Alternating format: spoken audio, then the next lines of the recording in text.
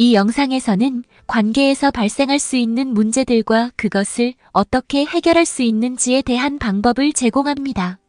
1. 불안한 애착 스타일. 우리 모두는 과거의 관계를 방해할 수 있는 행동을 한 적이 있습니다. 이는 불안한 애착 스타일을 가진 사람들에게 특히 해당됩니다. 불안한 애착 스타일을 가진 사람들은 종종 과거의 부정적인 경험들을 연상시키는 상황에서 과민 반응을 할 수 있습니다. 관계에서 불안한 애착 스타일을 가진 사람이 겪을 수 있는 상황을 예로 들어보겠습니다. 당신은 저녁에 파트너와 함께 영화를 보기로 약속했습니다. 당신은 집에서 근사한 옷을 입고 기다리고 있었고, 파트너는 직장에서 바쁜 하루를 보내고 집에 도착하자마자 소파에 누워 잠시 눈을 붙입니다. 당신은 파트너가 집에 오자마자 함께 시간을 보낼 준비가 되어 있었기 때문에 파트너의 잠든 모습을 보고 매우 실망스럽고 속상한 마음이 듭니다. 나를 신경 쓰지 않는구나. 내가 중요하지 않은 건가 라는 생각에 사로잡힐 수 있기 때문입니다. 하지만 이런 생각은 과거에 감정적으로 소외감을 느꼈던 경험에서 비롯된 것일 수 있습니다.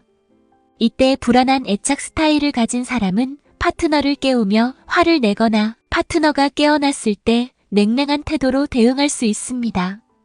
이런 반응은 파트너에게 혼란과 당혹감을 줄 수 있으며 본래의 의도와는 다르게 상황이 악화될 수 있습니다. 이런 상황에서 대응 방법은 다음과 같습니다. 파트너가 잠든 것을 이해하려고 노력합니다. 그리고 나중에 파트너가 깨어났을 때 오늘 하루 힘들었겠다. 잠깐 휴식을 취하고 싶었겠지만 나는 우리가 함께 영화 보기로 한 걸 기대하고 있었어. 예쁘게 보이고 싶어서 근사하게 꾸몄는데 모든 것이 무산이 되어버려서 너무 속상한 거 있지라고 솔직하게 감정을 표현하는 것입니다. 이렇게 하면 파트너는 당신의 기분을 이해하고 두 사람은 감정을 공유하며 더 깊은 연결을 느낄 수 있습니다. 또 다른 예를 들어볼게요. 예전에 누군가에게 배신당한 적이 있다면 현재 연인이 당신 문자에 늦게 답한다고 해서 이 사람도 나를 배신하는 건 아닐까 하고 의심하기 시작하게 될 수도 있습니다. 꼭 과거에 받았던 상처가 살아있는 귀신처럼 당신을 쫓아다니는 것 같은 느낌이 들 거예요. 사실 연인은 그저 친구들과 재미있게 시간을 보내느라 바빴을 뿐인데 그 순간 당신 머릿속에선 온갖 시나리오가 펼쳐지면서 마음이 불안해질 수 있어요. 이렇게 자기도 모르게 과거의 그림자에 반응하게 될 수 있습니다.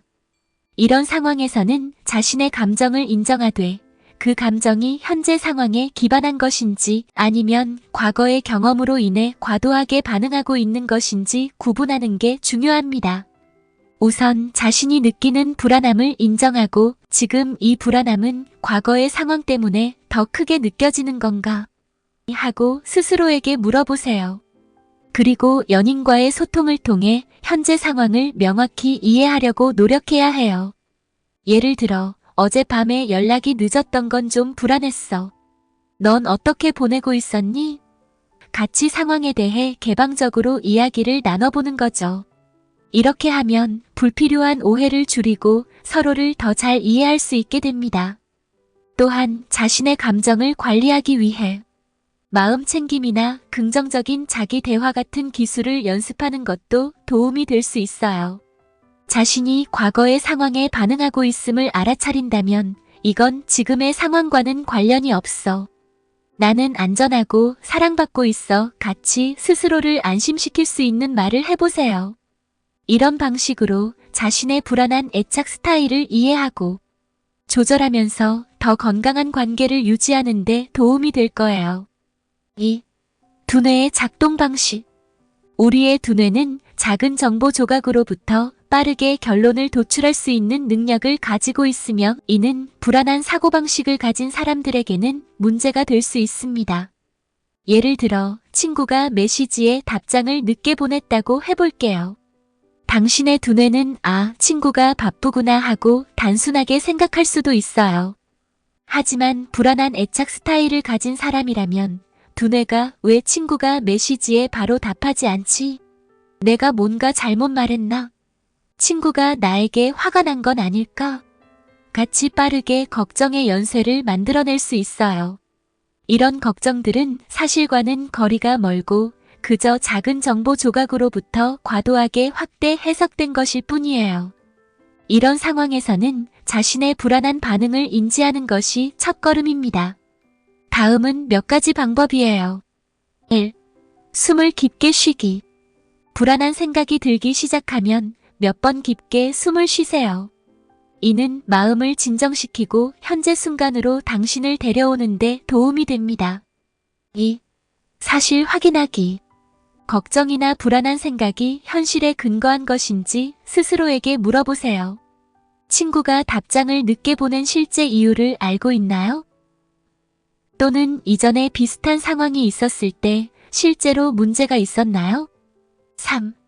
긍정적인 해석 연습하기. 부정적인 해석 대신 상황을 긍정적으로 해석해 보세요. 예를 들어 친구가 바쁘거나 핸드폰을 보지 못했을 수도 있어 같은 생각을 연습해 볼 수 있습니다. 4. 감정 표현하기. 만약 불안이 계속된다면 친구에게 간단하게 상황을 공유하세요. 예를 들어 너의 답장을 기다리면서 조금 불안해졌어. 모든 게 괜찮은지 그냥 확인하고 싶었어 라고 말하는 것입니다. 5. 건강한 대처 방법 찾기. 불안을 관리하는 건강한 방법을 찾아보세요. 이는 운동, 명상, 취미 활동 또는 친구와의 대화를 포함할 수 있습니다. 6. 자기 자비 연습하기. 자신에게 자비롭게 대하세요. 모든 사람이 때때로 불안하거나 걱정되는 순간을 겪습니다.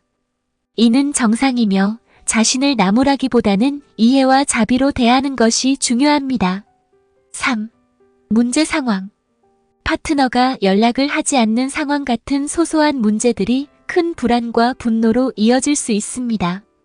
당신은 저녁에 파트너와 통화하기로 했어요. 시간이 지나도 연락이 없어요. 당신의 마음은 바로 무슨 일이 생겼나? 다른 누군가와 같이 있는 건가? 하며 걱정으로 가득 차기 시작해요. 이런 걱정은 마치 눈덩이가 구르듯 커져서 곧 이 관계는 잘못됐어. 나를 신경 쓰지 않는 거야 라는 생각으로 이어집니다. 이때는 숨을 깊게 들이쉬고 상황을 다시 생각해 봅시다. 아마도 파트너는 단순히 일이 바빠서 또는 핸드폰 배터리가 다 되어서 연락이 늦은 걸 수도 있어요. 이렇게 작은 문제로 큰 불안과 분노를 느끼기 전에 잠깐 멈춰서 상황을 다른 관점에서 바라보는 연습을 해보세요. 4. 익명 DNA 비유. 우리의 반응은 현실이 아닌 우리가 마음속에 만든 이야기에 기반을 두고 있음을 암시합니다. 이는 과거의 경험을 현재 상황에 끼워 맞추는 것과 유사합니다. 예를 들어 파트너가 집에 늦게 돌아온다고 해볼게요. 과거의 경험으로 인해 당신은 늦게 온다는 나를 무시한다는 이야기를 만들어낼 수 있어요. 하지만 실제로 파트너는 일이 급하게 생겨 늦은 것일 수 있습니다. 당신의 반응은 현실이 아니라 과거의 경험을 현재 상황에 적용한 결과가 되었습니다.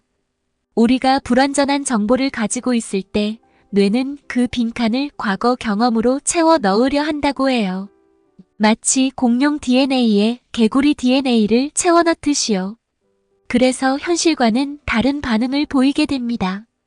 이런 상황에서는 우리가 만든 이야기와 현실 사이의 간극을 인식해야 해요. 그리고 직접 확인하는 것이 중요합니다. 파트너가 늦게 돌아온다면 먼저 자신의 반응을 인지하고 이것이 실제로 일어나고 있는 일인가 아니면 과거의 경험 때문에 내가 만들어낸 시나리오인가? 라고 스스로에게 물어보세요. 그 다음에는 직접 파트너에게 상황을 설명해달라고 요청해보세요. 예를 들어 오늘 밤 늦게 돌아오는 걸 보고 걱정이 됐어. 무슨 일이 있었는지 말해줄 수 있어? 와 같이요. 이렇게 하면 상대방이 자신의 상황을 설명할 기회를 가지게 되고 당신도 상대방의 설명을 들음으로써 불안한 마음을 진정시킬 수 있어요. 이 과정에서 중요한 것은 열린 마음으로 대화를 시작하고 상대방의 말에 귀를 기울이는 것입니다. 이렇게 함으로써 실제 상황을 이해하고 불필요한 오해나 갈등을 예방할 수 있어요. 5. 방어적 태도. 파트너가 우리의 공격적인 반응을 이해하지 못할 때 그들은 자신을 방어하느라 바쁘게 됩니다. 이로 인해 진정한 치유의 기회를 잃게 됩니다. 파트너가 친구들과 밤을 보내고 돌아왔어요. 그런데 당신은 그들이 연락이 없어서 화가 나 있었죠. 그들이 돌아오자마자 당신은 왜 연락 한 번 안 했어? 다른데 정신 팔려 있었니? 하고 바로 화를 내버렸어요. 파트너는 당신의 화난 목소리를 듣자마자 난 그냥 친구들하고 있었을 뿐인데 왜 그렇게 화를 내? 하며 방어적으로 반응하게 돼요. 이 상황에서 둘 다 방어적으로 변하고 서로의 마음을 이해할 기회를 잃어버립니다. 대신 파트너가 돌아왔을 때 당신이 오늘 밤 연락이 없어서 좀 걱정됐어. 다 괜찮았어? 라고 부드럽게 물어볼 수 있습니다. 이렇게 하면 당신의 파트너는 당신이 걱정했다는 것을 알고 자신의 경험을 공유할 수 있는 여유를 가질 거예요. 아, 미안해. 정말 재밌게 놀다 보니 시간 가는 줄 몰랐어. 다음부턴 꼭 연락할게. 이런 식으로 의사소통을 하면 서로를 이해하고 감정을 공유하는 진정한 치유의 기회가 생기게 됩니다. 6. 무기 사용. 우리는 감정적인 무기를 사용하여 파트너를 공격하곤 합니다. 이는 관계에 해를 입힐 뿐입니다. 당신과 파트너 사이에 불화가 생겼어요. 당신은 화가 나서 파트너에게 넌 항상 이래. 아무것도 제대로 못해. 라고 말했어요. 이렇게 감정적인 무기를 사용하면 파트너는 상처를 받고 당신에게 방어적이 됩니다. 결국 둘 다 상처만 깊어지죠. 하지만 누군가 이 상황이 정말 힘들어. 우리 이렇게 대화할 때 서로를 이해하지 못하는 것 같아. 라고 얘기해 볼 수 있습니다.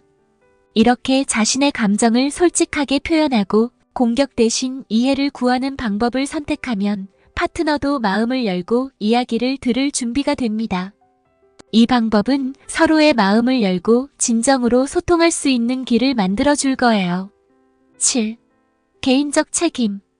우리는 상처받았을 때 이를 건강하게 표현하는 방법에 대해 책임을 져야 합니다.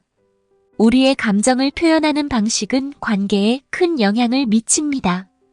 예를 들어 당신이 파트너에게 화가 났다고 해보죠. 상처받은 마음으로 당신은 너 때문에 늘 문제야. 라고 소리칠 수도 있어요. 하지만 이렇게 말하면 파트너는 방어적이 되고 대화는 더욱 어려워집니다. 대신 오늘 내가 한 말에 정말 상처받았어.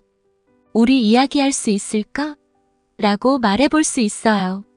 이렇게 자신의 감정을 솔직하고 직접적으로 표현함으로써 당신은 파트너에게 당신이 느낀 바를 이해시킬 수 있고 둘 사이의 소통을 개선할 수 있는 기회를 제공합니다.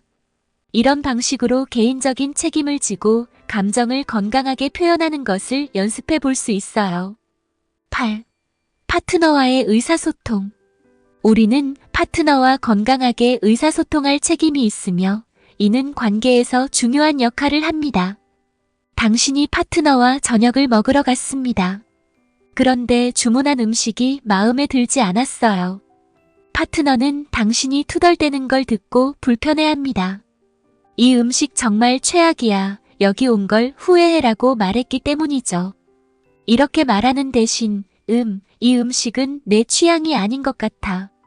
다음번엔 다른 메뉴를 시도해보자라고 말해볼 수 있어요.